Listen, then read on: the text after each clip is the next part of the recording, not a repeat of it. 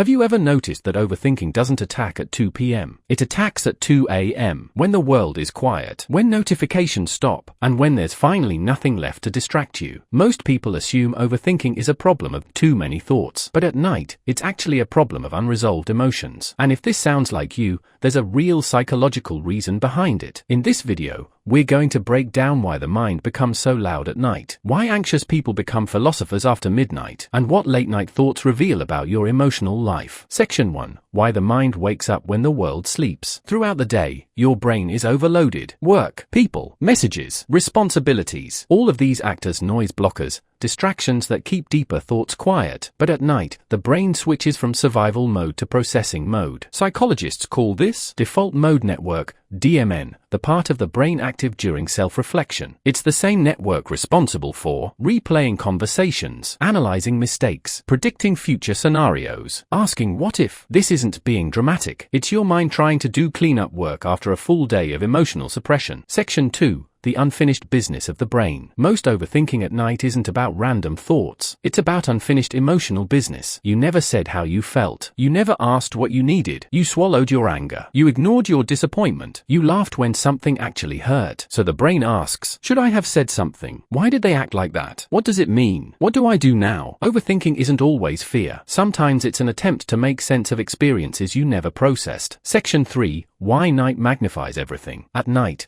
3 things happen. 1. Lowered stimuli. No noise, no distractions. The brain has room to think. 2. Increased introspection. Cortisol drops. Melatonin rises. Emotional memories surface. 3. Memory consolidation. The brain starts sorting and storing experiences from the day. Ever wondered why concerts, arguments, rejections, or crushes replay in your head at night? Because the brain stores emotionally charged events first. This is why people say, I feel everything more at night. They're not wrong. Section 4. The overthinker's paradox. Overthinkers have a specific trait. They don't just think, they think about their thinking. Psychologists call this meta-cognition. It causes patterns like analyzing the analysis, worrying about the worry, stressing about the stress. It's not stupidity. It's not weakness. It's actually linked to high sensitivity, high emotional intelligence, and high imagination. But like a powerful engine, a mind without direction burns itself out. Section 5. Nighttime is when the mask falls. During the day, most people wear social armor. I'm fine. It's whatever. No big deal. But at night, there's no performance. There's no audience. Just honesty. For some, night becomes the only time they actually meet themselves. And that's why it feels heavy. Section 6. Where the overthinking comes from. Most late-night overthinkers share one or more traits. Childhood environments where emotions weren't processed. High responsibility, low emotional support. Fear of making mistakes or disappointing others. Attachment anxiety or uncertainty in relationships. High self-awareness but low self-expression. They grew up learning how to think, but never how to feel safely. So the brain became a storage room for unexpressed emotion. Section 7. The dark side of night. Here's the uncomfortable part. Overthinking at night can create illusions.